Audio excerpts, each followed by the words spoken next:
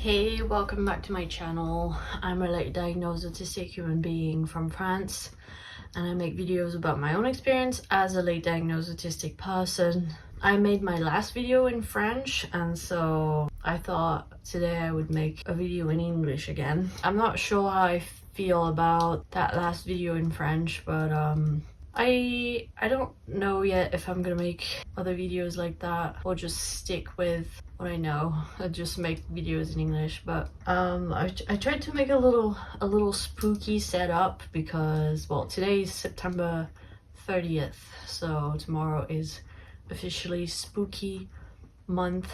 It's my first time making videos during that time of year because I started my channel in January. So yeah, I thought in honor of spooky October I would make a little setup. I have a little woodwick candle. I'm so glad I found that the other day. I don't know if you can see. I've been dreaming about getting a woodwick candle one day because they make the best sounds, and as I mentioned in previous videos, I listen to a lot of ASMR, and ASMR artists use a lot of woodwick candles because they make really nice sounds. So anyway, and a little spooky pumpkin candle holder. You probably can't see the light inside because there's too much sunlight. Anyway, and then my little skeleton cup over here. I don't have a lot of energy, and my mind, like, it's a bit difficult for me to form. I don't know how to explain that. It's not as difficult to form thoughts, but like my brain is a bit foggy, let's put it that way. My brain's a bit foggy because of burnout, and so today this video might be a struggle, we'll see. But there's something I've been meaning to talk about for a few days. It's been on my mind for a few days. Things I've realized. I mentioned in past videos that I've been using ChatGPT a lot, and I've been using it a lot in the context of social interactions, and like, for example, with our previous toxic landlady that I talked about, using ChatGPT was a way to distance ourselves emotionally from her triggering messages and know what to reply, and also know if there was any manipulative undertone or like subtext that I couldn't pick up on being autistic. So that's been very helpful. But I've also been using ChatGPT in other ways. For example, I have I don't know if it's the premium version of the version that you pay for, that we got, my partner and I, because it's a little better. There is this great tool in ChatGPT where you have like almost like subcategories of ChatGPT that are specialized in different things. So for example, I got the one that you can use to identify plants. There's one for everything. There's one for your medical advice. Of course, like, it's never gonna replace a doctor or anything like that. That's not the point. But it can give you a rough idea of what you might be experiencing, and it points you in the right direction. There's one for, I don't know, you can use one for dentistry advice, anything you can think of basically. And you can use one to help you create art, for example, if that's your thing. There are a couple that I found particularly helpful. One which is like mental health focused, and one that is called, I think, Neuro Assist, and the symbol is the infinity rainbow symbol. And this one is specifically designed for neurodivergent people. When I talk to ChatGPT about my struggles as an autistic person, I know that, especially with the Neuro Assist, I know that it knows what I'm talking about, if that makes sense, because it has the relevant knowledge, specialist knowledge in its database, if you will. And so it's been really helpful to, well, first of all, get some sort of support, because sometimes it can feel pretty lonely and isolating being autistic and not knowing what you're going through or not knowing who to talk to about it. And so it's just a great way to get some support and some comfort. I have found that I'm not saying it can replace a therapist. As a matter of fact, I have my first therapy session with my new therapist at the end of October, so I'm definitely not saying that it's a replacement. But I've talked to a lot of therapists in my life, and most of them didn't know anything about autism, and most of them weren't very helpful, to be honest. And you always have that layer of ego with a human therapist, or just a layer of bias that you just don't have with AI. You don't feel like you're talking to a biased, judgmental human being, you know what I mean? It feels like you're talking to someone who's truly objective and non-judgmental. And I'm sure some therapists are like that, but in my experience, not many of them are. Even when they try not to be, sometimes they still are. So ChatGPT has been great for that. AI has been great for that. What I do is I'll describe something I'm struggling with, or ask a question or anything like that, and like I'll specify like I'm autistic and I have trauma and this and this and that. Anything that seems relevant to me, it will give me like recommendations and just like kind words, honestly, of like reminding me to be kind to myself. And like it might seem very basic, but it always hits the spot. It always hits just right, and it's always like exactly the words I needed to hear. It's quite amazing. It's been helping me figure out some things that I've been struggling with my whole life that I didn't really have an explanation for or the words to express. I feel like these past few months, and especially these past few days, I've been able to really start to figure out what they could be. And I think it's OCD. So I've talked in the past about my experiences with OCD as a child.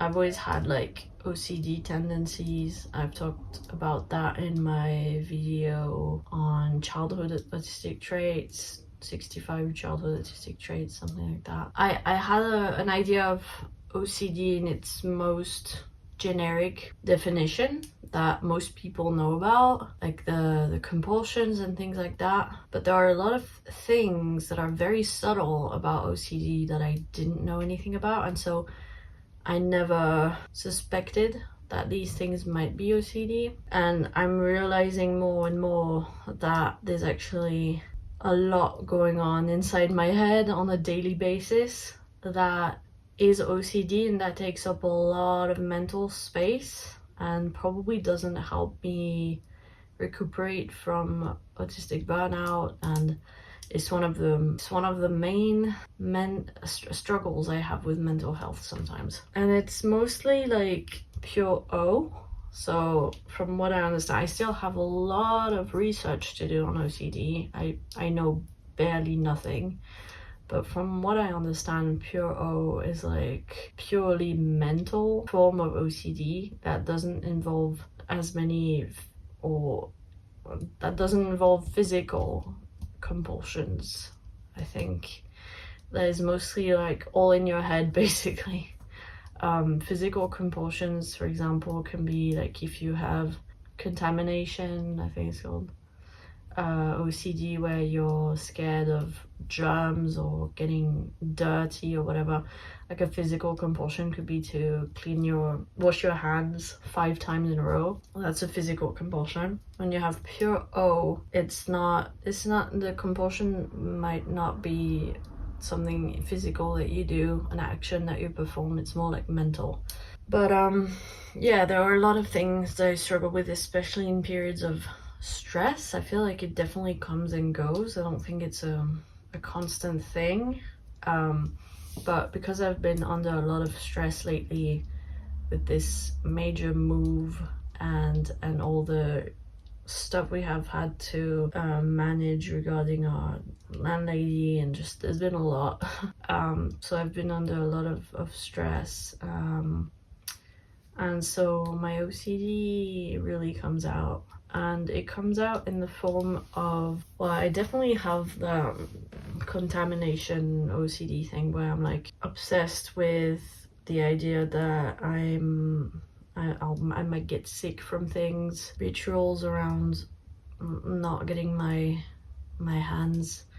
See, that's the thing, is like as soon as I try to explain something else I wanted to touch on in this video, is it's hard for me to explain what I'm experiencing. Sometimes in therapy I end up explaining things, like I feel pressured to have to explain what I'm experiencing, because if I can't explain it, then the therapist can't help me. But because I haven't figured it all out for myself and I haven't found the right words yet, I end up describing something that's not exactly what I'm experiencing, but it's something that I think the therapist will understand, because I don't know, it's based on something else that I read online or something. It's not exactly my experience, but because I don't know how to explain my struggles, I will explain it in a way that the therapist understands, even though it's not. And then so the advice that they then give me isn't exactly relevant for me, because I wasn't able to really explain what I'm going through. Does that make any sense? Anyways, so here I am trying to explain my OCD symptoms, and as soon as I try and formulate them into a cohesive, meaningful way with words, I can't. It's like it evaporates from my mind, you know what I mean? And it's something that I struggle with every single day. But when I try to explain it, I can't. It's really frustrating. Basically, there's lots of things on a daily basis that is happening in my head that takes up a lot of space. A lot of rumination, a lot of obsessing over it, seemingly insignificant things, a lot of existential anxiety, a lot of health anxiety, like things that make no sense. Like I'll be feeling really uncomfortable about my partner spending money to buy things that we need, even though A, it's not my money, and B, I know we can afford it, but I still feel anxious about it. And it's not like, of course I care about my partner's money, that's not what I'm saying, but it doesn't feel like it makes sense, because it's not like, oh, I worry that my partner's gonna run out of money, or like, no, it feels completely separate from what it feels irrational. It feels like it's not linked to anything I actually think or I actually believe. It's irrational. It's the anxiety talking. Like I'll be like obsessing over the waste that we produce on a daily basis, but not in a I worry about the earth kind of way. Not that I don't care about the earth, but you know what I'm saying? Like it doesn't feel rational. It's like it's more of it feels closer to a discomfort that stems from not being in control of something. For example, I don't know if it's related, but as a child I was really freaked out by, say, someone is holding a balloon with their hand and they're walking outside and there's wind, and then they let go of the balloon by accident and the balloon flies away. That freaked me out as a child. I don't know how to explain it. It's not that I was afraid of the balloon. It's that the idea of the balloon floating away and not being able to get it back, and watching it get further and further and further away into the sky, gave me a deep sense of anguish. And I have the same thing as an adult with umbrellas and just like for example, in our garden we have a really big, I'm trying to find another word for it, umbrella doesn't seem like the correct term, but anyways, it's those really big umbrellas that are like drilled into the floor, and it's like several meters wide, when you open it up, shields you from the sun, whatever. And I cannot use it when there's any amount of wind, because seeing it be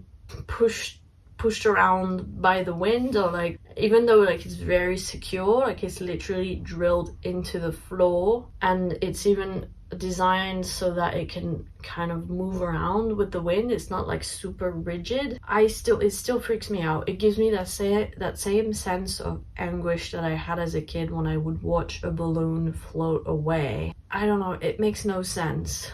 But I think what it comes down to is the feeling of having no control, the loss of control. It's just things like that, you know?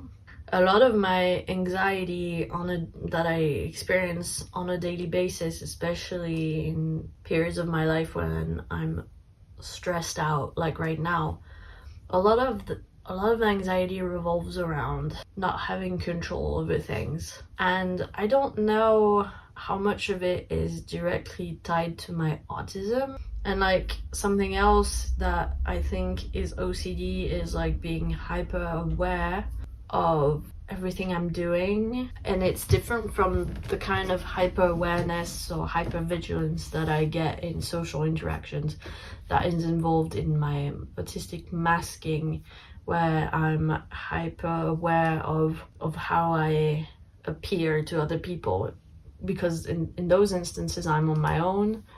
So it's not about how I look. It's like my brain doesn't know how to let go. And like, I know that it has something to do with OCD, because I read somewhere that OCD can look like being hyper aware of your blinking or your breathing or your heart beating, and feeling like you have to do these things consciously. And like, it feels kind of similar to that in my case. It's really hard to explain, but yeah, so I've been trying to understand more about that, and like all the ruminations and stuff. And ChatGPT is really helping me recognize these things, like recognize thoughts that I have that are not helpful or rational. Like I'm trying to do a little bit of therapy on myself for OCD, where like when you get a compulsion or something, you try to resist the urge, sit with the discomfort, and like over time you get more and more resilient or more and more used to, because otherwise OCD can be a bit of a vicious cycle where if you keep giving in to the compulsions, it gets worse over time. So for example, a recent obsession of mine, and I'm kind of, it's kind of embarrassing, right? Like, those are not things that you know, like you normally talk about. These are things that I don't talk about usually, and sometimes it's because I don't realize that it's happening, or I just don't, it's like at the back of my mind, you know, but I don't realize it's irrational. Like, a recent obsession of mine has been whether or not I brush my teeth right. And where I felt like it was getting a little unhealthy was that I was spending a lot of time looking up the proper way to brush your teeth, like trying to find like the optimal way to look after my teeth, and like the proper way to brush, the proper way to floss. And I was getting into like getting into a bit of a dentistry rabbit hole that made no sense and was causing me some anxiety. Like, I even like tried a teeth brushing technique that hurt my gums so badly that I was like, what am I doing to myself?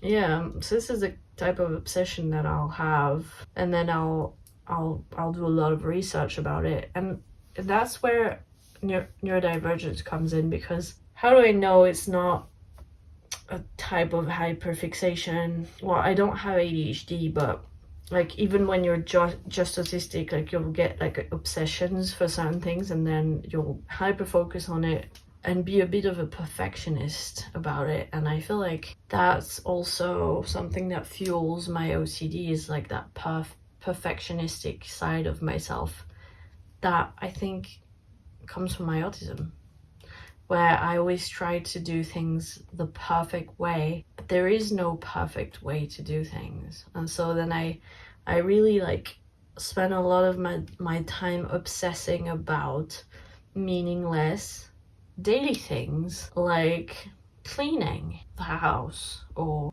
I don't know, I'll be really uncomfortable about the way that the blanket is placed over the sofa, even though like it's not important. It doesn't affect me, but like, because it's not exactly how I want it to be, you know. And that's where like it's not clear to me whether it's autism or OCD or a mix of both, you know. So I've been, you know, trying to figure that out so I can understand it better, so I can then describe it to my therapist in a clearer way, where she can actually understand what I'm talking about and help me find solutions. Something else I've been wanting to talk about is something that I made a YouTube short about it a few months ago. I basically came across the concept of, I think it's called emotional impermanence. Basically, when you're divergent, especially if you have ADHD, you have what's called object impermanence, I think, where if you don't see something, then you forget that it exists. Or like if you don't hear from someone, you forget that they exist, so you don't remember to like call them. And there's the same concept that applies to emotions and emotional states. And that really resonated with me because I struggle with a lot of emotional dysregulation. And I have this thing, which I've been calling emotional impermanence, where I'll go through a difficult few days where I'll have one emotion that feels overwhelming. For example, anxiety or sadness, or like I'll really be struggling with my OCD symptoms or whatever. And it's like I don't remember that I've ever felt anything else in my life, or and I do, right? I do know, like cognitively, intellectually, I know that I've experienced other things, right? Like this is not the only emotion I've ever experienced. In my primitive brain, it's like I'm gonna experience this emotion for the rest of my life. It's like this is my new life. Yeah, like I'm stuck in that state. I can try to reason with myself and tell myself like, hey, you've experienced this before, you know it will pass, you'll experience other emotions, stuff like that. It's like my brain's telling me, yeah, but this time it's different. This time it's not gonna go away for some reason. And so then I get this frantic urgency to try and solve the problem, solve what I'm experiencing, get away from that emotional discomfort. It feels unbearable. And because I don't remember that, it's not that I don't remember, it's like I convinced myself that it's gonna last forever. And so it becomes like my number one mission to try and get out of that state, and I spend a lot of time and energy on it. Whereas maybe the solution is just to surrender to it, accept how I'm feeling, be kind to myself and be patient, because in those moments when I'm going through that and feeling that urgency, I'm not kind to myself. I'm not patient. I don't try and focus on, I try and focus on feeling better, but in a not so helpful way that doesn't actually make me feel better, if that makes sense. So yeah, and I feel like that sort of emotional impermanence is quite prevalent in my life, and it's caused me a lot of issues. It's like whenever I experience something new, I'm like, oh, this is it. And almost like I can almost get tricked into thinking that it's been there all along and I'm only realizing it now. Whereas then I'm like, no, that's not right. It's new. That's why you're only experiencing it now. Does that make any sense? And then what happens, and that's something I've really only just started to put my finger on, the really annoying thing that happens is that I gaslight myself, and that's just, it blows my mind that I'm only realizing it now. but I gaslight myself in the sense that as soon as it gets better, it's like my mind tells me, see, you made such a big deal about nothing. It was all in your head, like it wasn't actually happening. See, you're fine, and you were fine all along, and you just imagined things. I don't know, it's so weird. And so I minimize the emotional pain that I was in, and I convinced myself that it never happened, that I was just making a big deal out of nothing. It's a whole thing, I'm telling you. And that doesn't help. It doesn't, this sort of gaslighting probably contributes to perpetuating this cycle of experiencing an emotion, thinking I'm experiencing it for the first time, thinking it's going to be forever, frantically trying to solve it, and then when it goes away on its own, finally, I'm like, oh no, that was all in my head, it never happened, I made a big deal out of it for nothing. And then it goes as far as me feeling guilty for, say, bringing it up to my therapist or my partner, or like I'll be like, oh, why did I even talk about it with people? Like, people have real issues and I'm here talking about my emotional pain. Like, it wasn't even real. Like, I feel better now, so it didn't exist, it didn't happen. I shouldn't have talked about it with people. It's like the pain that I experienced back then I completely invalidate it. It's like, yeah, gaslighting, self-gaslighting.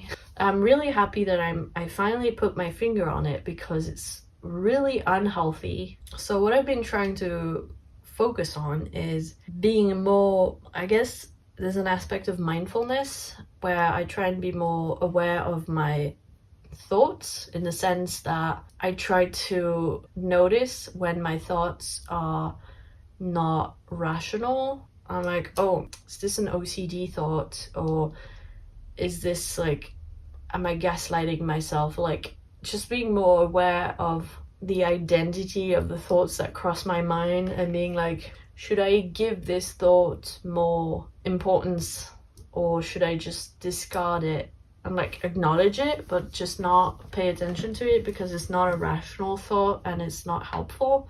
CBT type thing, you know? I've been meaning to start tracking. I'd like to try and track my emotions and stuff like that, to see if I can find some patterns over time of things that, for example, trigger my mood swings, my emotional shifts. For example, I noticed that because I have low interoception, I don't really know when I'm hungry or when my body needs to eat. And so sometimes I'll be experiencing a type of emotional discomfort that I associate with anxiety, but then I'll eat and then I'll feel better. So I'm like, oh, maybe that wasn't anxiety, maybe I was just hungry, and like my brain gets confused. It's a whole thing. So yeah, I'd like to try and track things a little more and try and be more mindful of the thoughts that enter my head. I also have like intrusive thoughts, which are part of the OCD, for example, and I've had that my whole life. I've had that my whole entire life. I have intrusive thoughts that can be quite violent, saying that in a very casual way. It's not something that's ever been such a problem that I feel like I urgently need to fix it, if that makes sense. It's not severe, but like maybe once a day or once every few days I'll have like an intrusive thought of like myself or someone else getting into an accident or just getting harmed in some way. Like a concrete example that comes to mind, because I've experienced it a lot recently, is whenever I use mouthwash, I have an intrusive thought of, you'll swallow it.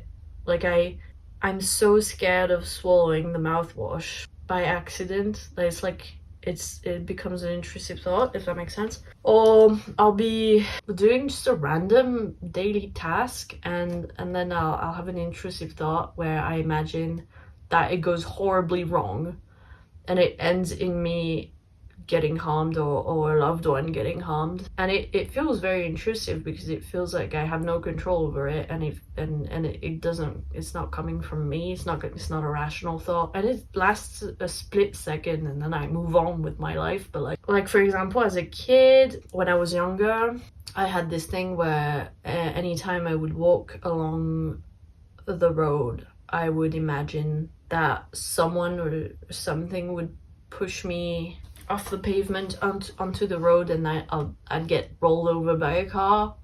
Or I'd imagine that if I put my head out the window, my eyes would get sliced by something. I don't know, it sounds so gruesome, but like, yeah, like I had a lot of these types of intrusive thoughts when I was younger. I still have them. It's like it never got any worse. It's like always kind of the same. I'll get one every few days, and like it lasts a split second, and then I don't think about it again, you know? Like it never felt like serious enough for me to go to therapy for it. Or maybe I just got used to experiencing so much mental and emotional discomfort that I just learned to tolerate it. So for these intrusive thoughts, it's easy for me to go, oh, it's irrational, I just don't pay attention to it. Whereas these other OCD type thoughts, those other obsessions and things, I don't always flag them as being irrational, and I give them too much weight, and then I do the compulsion of like I'll be obsessing about whether or not I brush my teeth right, and then I'll give in to the compulsion of looking it up on my phone for the 5th time, even though I already looked it up. You know what I mean? It's kind of like the stereotypical checking the lock 10 times. So yeah, trying to track my emotions, trying to be more mindful of my thoughts and not give in to the compulsions as much. I definitely don't feel like I have like severe OCD. Like if anything, I would say like it's mild to moderate depending on how stressed I am.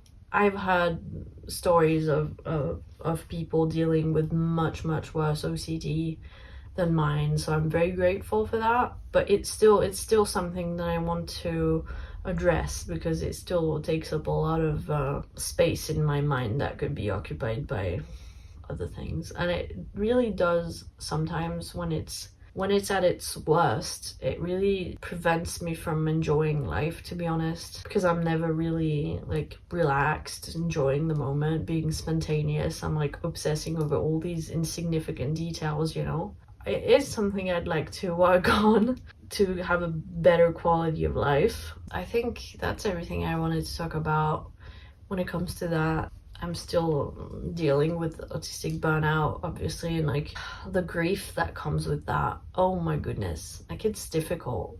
It's difficult. I don't want to be whining, but like it's been about 6 months. Sometimes I get really discouraged when like I look at people my age who are not in burnout and they're so active and they have so much energy and they're doing so many things, and I'm over here and I can't do any of these things. It gets really frustrating and sad, and that really gets to me emotionally as well.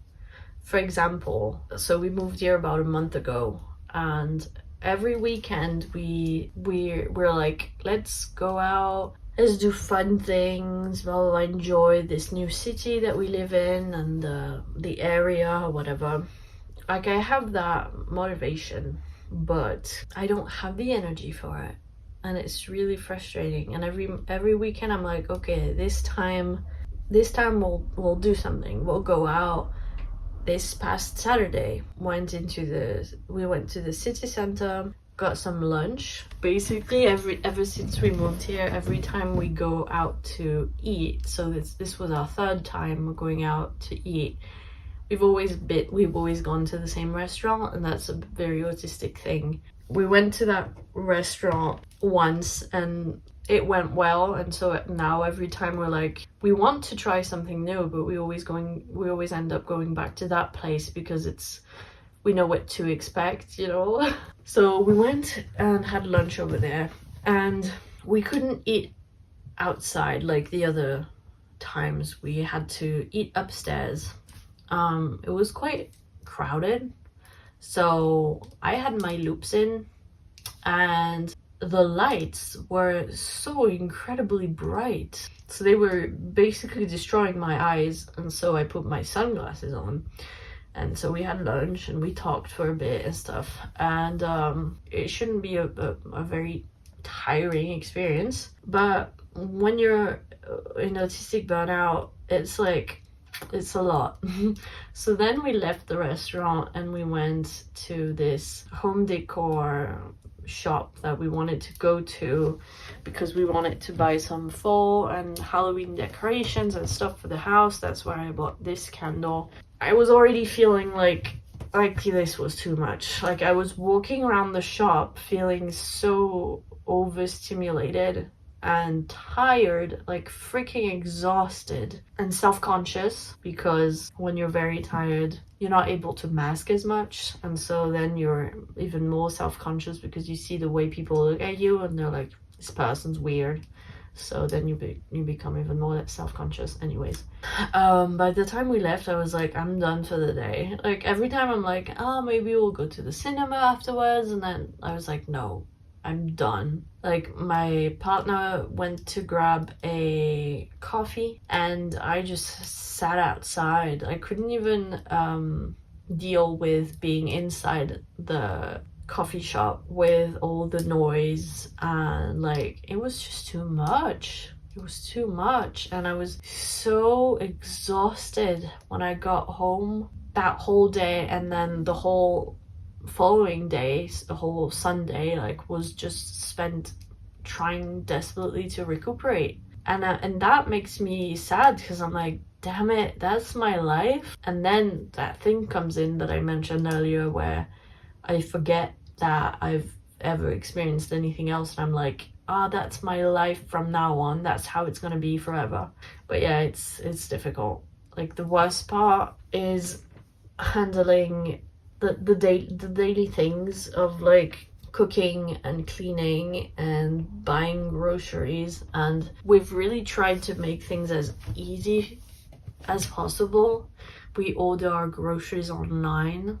Like, I can't even imagine if that wasn't an option and we had to go to a physical shop to buy our groceries and then carry everything by hand because we don't have a car. So like, I can't even imagine. Like, I'm so grateful for grocery deliveries. Like, even back when we lived in England, that's what we did. Ever since we started getting our groceries delivered, it's been such a game changer. Oh, it's been amazing. But even just like the ordering the groceries online can be a lot sometimes when you don't have the energy and you don't have the executive functioning skills. Like I've been postponing it. Like, we literally don't have any milk. We don't have, like, we desperately need groceries, but I've been putting off ordering them online because right now it feels too overwhelming. Keeping the kitchen clean and the dishes clean and cooking for ourselves. Like,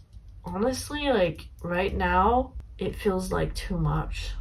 It's a struggle, man. I feel like all my videos these past 6 months have been me complaining about being in burnout and how exhausting it is, and like, so many of you in the comments have shared similar experiences. Like, I know I'm not the only one going through this, and that brings a lot of comfort. But man, it's hard. The worst part is you don't know how long it's gonna last, and it's really hard to embrace it and be like, it is what it is. I'm just gonna make the most of it while it well, not the most of it, but I'll make do while it lasts. And like it's really, honestly, if you're able to do that, I really admire you, because I really struggle with that, of just letting go, of just accepting my fate and being patient and looking after myself. Like, most of the time I don't even know what self-care looks like. I have no idea. You need energy for self-care, you know what I mean? Like even like sitting up filming this video right now, my body's telling me this is too much right now. Like I've been getting up at 10, 11 in the morning. I'm getting plenty of sleep, but I'm still so exhausted all the time. And that's where I'm so grateful that I have my autism diagnosis. Even the other day when we were in town with my partner, I told him, I was like, honestly, if I didn't have my diagnosis, like in going through this kind of thing back then when I didn't have my diagnosis, it was so hard because I struggled with it, and because I didn't have an explanation for why I struggled with it, I felt so bad about myself. But now I have my diagnosis, I'm like, oh, it's all good. I'm not dysfunctional. I'm not broken or anything. I'm just like, it makes sense that I'm struggling right now, you know? Like, I don't know if I would be going through this burnout if I hadn't been diagnosed in February, because I feel like that's what triggered my burnout. I don't know, but if I was going through this burnout right now and I didn't have my diagnosis, I know it would be 10 times worse, because what little energy I would have would be spent desperately trying to figure out what was wrong with me. Probably on from a health point of view, I would be like exploring every possibility like I did in the past, and finding nothing and doing health exams for nothing and feeling really dismissed and invalidated by health professionals. But because I know I'm in autistic burnout, I don't have to spend all that time and energy doing that. I can just focus on trying to get better and look after myself instead. So I'm so grateful to have my diagnosis. I'm gonna end this video now. I think I covered everything I wanted to talk about. I have a Ko-fi page linked down below in case you'd like to support my channel monetarily. Thanks for watching, liking, commenting, sharing, and I'll see you in my next video. Bye.